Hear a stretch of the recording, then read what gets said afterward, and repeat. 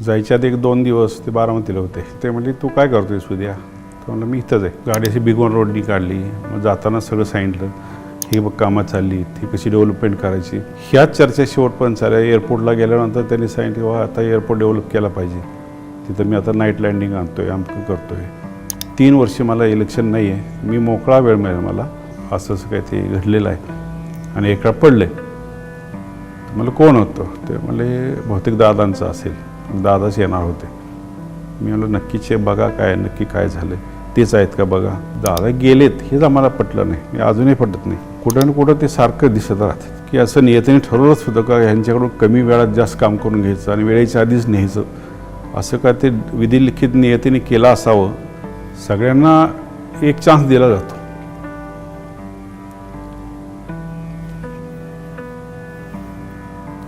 तो दादांच्या बाबतीत का दिलं नाही?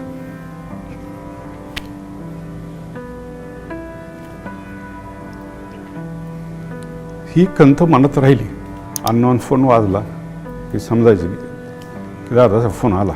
खंडाळा घाट म्हणजे जाम व्हायचा आणि कुठल्या तरी चढावर आमची गाडी उभी राहायची. मग ह्यांनी चालवायची गाडी, कारण ती चढायचीच नाही आणि दगडं लावायला मी मागं असायचो. आता त्यांची आठवणीची तुम्ही मुलाखत घेतली, पण आता कितीपर्यंत मी भावनावरून तुमच्याशी बोलू शकतो माहिती नाही. पण साधारण जायच्या आधी 1-2 दिवस ते बारामतीला होते. तेव्हा जिल्हा परिषदच्या कॅन्डिडेटची निवड चालली होती. तर मी सहज त्यांना भेटायला गेलो. तर ते म्हणले तू काय करतोयस उद्या? तर म्हणलं मी इथंच आहे, 3 वाजता ये माझ्याकडं. मग आम्ही मला गेलो, आम्ही त्यांना भेटलो. ते म्हणले चल मला काहीतरी रोटीमध्ये एक नवीन काहीतरी हॉटेल झालं आहे आणि ते आपल्याला बघायचं आणि जाताना आपण बोलू काहीतरी. म्हटलं ठीक आहे मी येतो. आम्ही दुसऱ्या दिवशी गेलो. त्यांना असं की कोणीतरी नवीन डेव्हलपमेंट करतायत, काहीतरी करतायत, ह्याला त्यांना फार उत्साह आहे, असं की त्यांना सपोर्ट केले पाहिजेत किंवा त्यांना ते काय करतात ते बघायची त्यांना उत्सुकता असते. एवढ्या बिझी शेड्यूलमध्ये सुद्धा त्यांनी ते वेळ काढला. मग आम्ही 3 वाजता एकत्र भेटलो. माझा अंदाजे 25 का 26 तारीख काहीतरी असेल, मला आता आठवत नाही. त्यानंतर आम्ही दौंडला मला जायचं आहे म्हणले. आम्ही गाडीत बसलो. मी म्हणलं आता सरळ आम्ही रोटीपर्यंत जाऊ. तसं न करता गाडी अशी बिगवन रोडनी काढली. मग जाताना सगळं सांगितलं, ही बघ कामात चालली, ती कशी डेव्हलपमेंट करायची. पण सतत डेव्हलप कसं करायची, बारामती कशी डेव्हलप करायची, मला पुढं काय करायचं आहे, ह्याच चर्चा शेवटपर्यंत चालल्या. एअरपोर्टला गेल्यानंतर त्यांनी सांगितलं वा आता एअरपोर्ट डेव्हलप केला पाहिजे, तिथं मी आता नाईट लँडिंग आणतोय, अमकं करतोय. असं प्रत्येक जागा येईल तसं त्यांनी सांगत गेले. त्यानंतर पुढं गेलं की मग ते डॉग शोचं जे पोलिसांसाठी त्यांनी एक हे केलं आहे, डॉग ट्रेनिंग सेंटर, ते दाखवलं. त्याचं प्लॅनिंग मी कसं केलं. सतत प्लॅनिंग म्हणजे लोकांसाठी काहीतरी नवीन करायचं किंवा लोक उपयुक्त काय करायचं, ह्याच गोष्टी त्यांच्या सतत डोक्यात राहिल्या. म्हणजे डेव्हलपमेंट करायचं. ते म्हणले आता 3 वर्ष, आता इलेक्शन हे शेवटचं आहे, 3 वर्ष मला इलेक्शन नाही आहे, मी मोकळा वेळ मिळेल मला. ह्यात मला महाराष्ट्रामध्ये आणि सगळीकडं बरंच काम करायचं. म्हणजे डेव्हलपमेंट माझ्या जे डोक्यात आहेत की काय केलं पाहिजे आणि लोकांना उपयोग पडतील अशी योजना मला बऱ्याच राबवायच्यात. ह्या सगळ्या ध्यास त्यांच्या मागं होता. मग आम्ही ते गेलो. मग ते रुटीन त्यांनी जे नवीन हॉटेल बघितलं, त्याला त्यांनी प्रोत्साहन केलं आणि ते नंतर मी तिथून परत आलो आणि ते मुंबईला गेले. आणि नंतर 2 दिवसांनी ते त्यांचे जे झालं ते त्यानंतर झालं. तुम्ही तेव्हा कुठे उभारला? 28 जानेवारीला जेव्हा मला एक काम सांगितलं होतं त्यांनी, त्यासाठी मी मुंबईला निघालो होतो. पुण्याचं ते त्यांनी सांगितलेल्या गोष्टी ती केल्या आणि मी मुंबईला चाललो होतो. आणि घाटामध्ये मला एअरपोर्टवरून फोन आला, कारण मी एव्हिएशनला जरा एव्हिएशनमध्ये मला माहिती असल्यावर किंवा त्या लोकांच्या टचमध्ये असल्यावर त्यांचा मला टॉवर्स तिथनं फोन आला की असं काही ते घडलेलं आहे आणि एका पडले. मला कोण होतं? ते म्हणले बहुतेक दादांचं असेल, दादाच येणार होते. मी म्हणलं नक्कीच बघा काय नक्की काय झालं, तेच आहेत का बघा. आणि मी तिथून परत आलो. ज्या गोष्टी घडायला त्या घडल्या. वाईट तर प्रत्येकाला वाटतं, पण वाईट कुठल्या गोष्टीचं जास्त वाटलं की अचानक दादा निघून जाणं, का दादांना शेवटचं नीट पाहताही न येणं? सगळ्याच गोष्टी आहेत. एक तो न विश्वास बसणारी गोष्ट आहे की दादा गेलेत हेच आम्हाला पटलं नाही, हे अजूनही पटत नाही की ते नाही येत किंवा कुठं ना कुठं ते सारखं दिसत राहतात. मग आल्यानंतर असं वाटलं की वा एवढ्या लोकांसाठी काम केलं, समाजसेवा केली, नियतीने सगळं ठरवून डाव टाकलेलं आहे. जेव्हा नियतीने इतक्या सकाळपासून दादा उठवून लोकांसाठी इतकं वेगात काम केलं की असं नियतीने ठरवलंच होतं का ह्यांच्याकडून कमी वेळात जास्त काम करून घ्यायचं आणि वेळेच्या आधीच न्यायचं, असं काय ते विधिलिखित नियतीने केलं असावं असं मला वाटतं. कारण मला एवढंच म्हणायचं आहे की सगळ्यांना एक चान्स दिला जातो.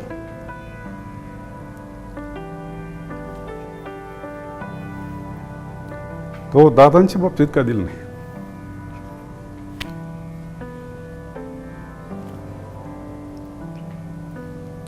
ही खंत मनात राहिली.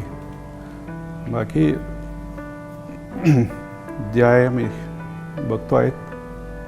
आणि लहानपणीच्या गोष्टी सांगायच्या म्हटलं तर आम्ही 5-6 भावंडं आणि आमच्या मेन ज्या आजी होत्या त्या बाई म्हणायच्या त्यांना की त्या बाई भयंकर प्रॅक्टिकल होत्या. म्हणजे जे पॉवर प्रॅक्टिकल झाले ते मला वाटतं आमच्या आजींचं जे शिकवण होती त्यापासून हे सगळे लोक प्रॅक्टिकल झाले. म्हणजे जेव्हा तो विषय ज्या त्या ठिकाणी संपवायचा. आणि एवढे 6 आम्ही भावंडं असतात, चुलत भावंडं असताना त्यांना आजीदादांनाच का महत्त्व दिलं त्यांनी किंवा त्यांनाच का निवडलं. म्हणजे जे ते प्रत्येक ह्याच्यात होतं पण लहानपणापासून त्यांनी बघितलं त्याचं. त्यांना एक होतं बाईंना, मी त्यांना बाई म्हणायचो, की त्यांना अशी रडत आलेली मुलं आवडत नव्हती.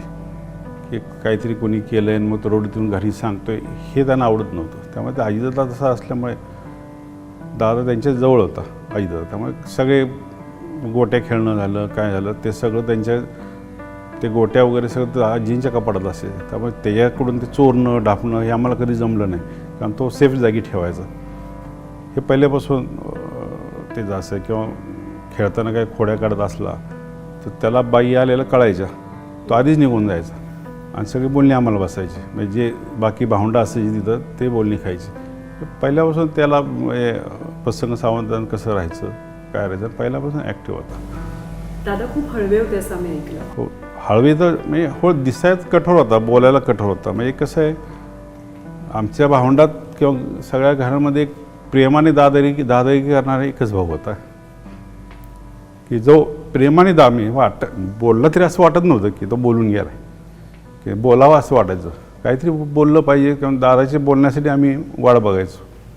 म्हणजे प्रेमाने दादागिरी करणार त्याचा हे होतं. आणि तो हळवा होता. म्हणजे जरी त्याला काही वाटलं असेल तर कुटुंबाबद्दल त्याला एकीबद्दल फार होतं. म्हणजे त्याला काही गोष्टी घडल्या असतील त्याच्या मनाविरुद्ध किंवा काय घडल्या असतील ते मला मी त्यात जायचं नाही मला.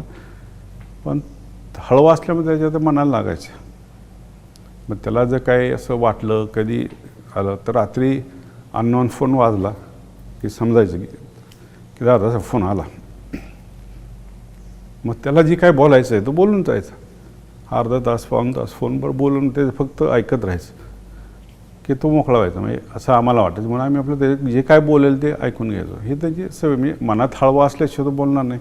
तो कितीही बाहेर कडक दाखवत असला शिस्त होतीच, कष्ट करायची तयारी होती. लहानपणापासून म्हणजे तासेब जे गेले मग मी त्यांच्या वडिलांना तात्यासाहेब म्हणायचो. ते अकाली गेल्यामुळे ते सगळं त्यांची जबाबदारी त्याच्यावर आली. त्यामुळे पहिल्यापासून कष्ट करणे म्हणजे पोल्ट्री चालू केली त्याचं त्यांनी ट्रेनिंग घेतलं.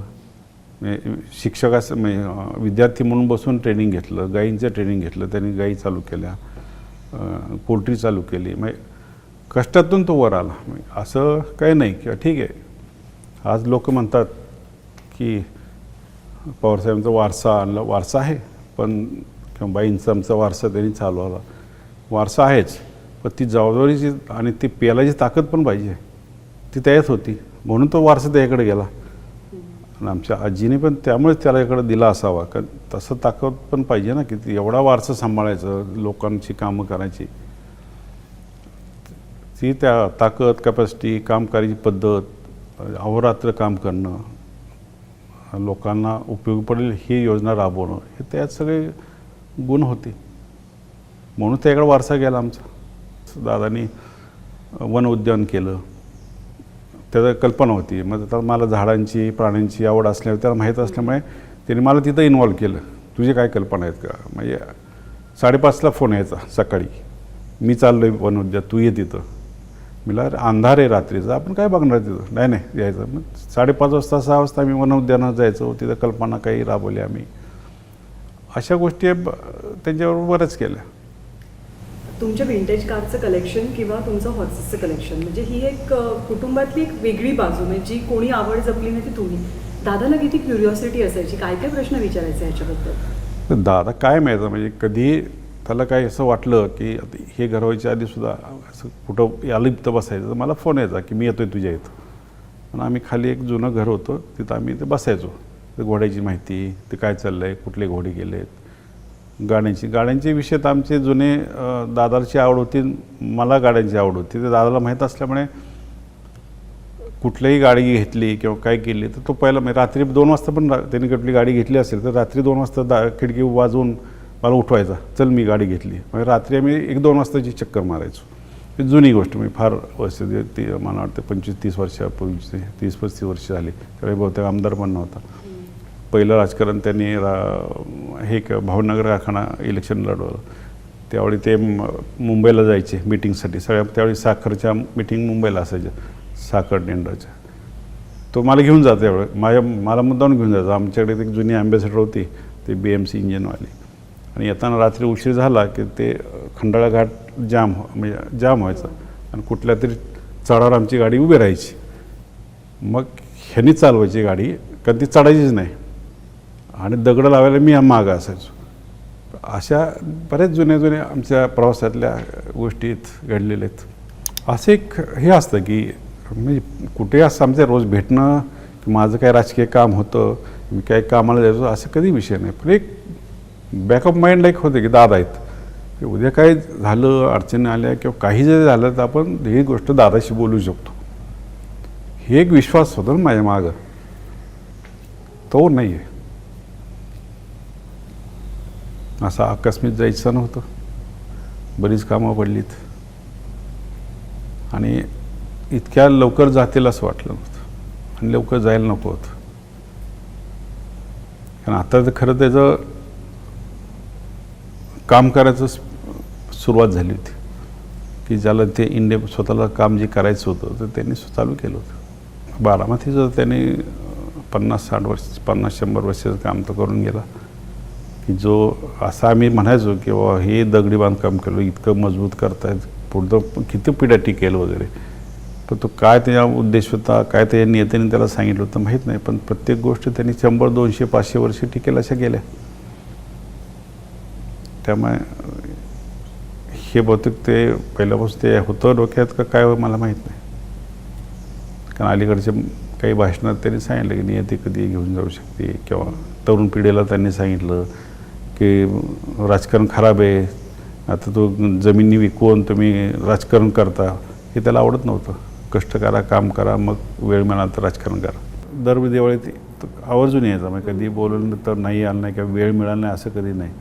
या दिवशी असंच दिवाळीत आल्यानंतर त्याला नवीन कामं बघायची, किंवा नवीन कुठली गाडी आणली, जुनी कुठली आहे, ह्याची भयंकर आवड होती. तेव्हा तो त्याला कौतुक असायचं मी काय केलेलं, आणि बोलून जायचा की हो त्याने. परत 4 लोकांना सांगायचा की तू बघितलं का त्याचं घर बघितलं का, त्याची गाडी बघितलं का, त्याचे घोडे बघितलं का, ही त्याची सवय होती. आम्ही निघताना असं एकदा निघताना मी ते दगडी घरावर पाटी कोरून घेतलेली, ते म्हणले त्यांनी वाचली उभारून, आणि सगळ्यांना थांबवलं आणि मोठ्यांनी ती वाचली. थांबा मी काय वाचतोय, त्याने सगळं वाचलं सगळं.